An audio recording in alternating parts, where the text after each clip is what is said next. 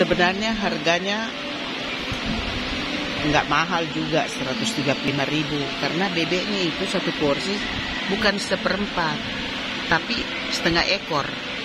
Nih, setengah ekor. Ini bebek crispy dan ini bebek yang dipanggang, di grill, setengah ekor. Jadi 135.000,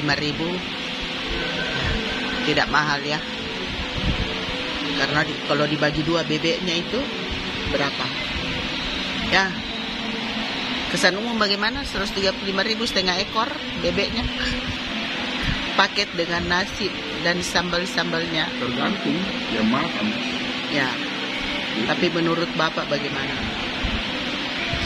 Puas makan setengah ekor bebek, paket bebek grill, crispy?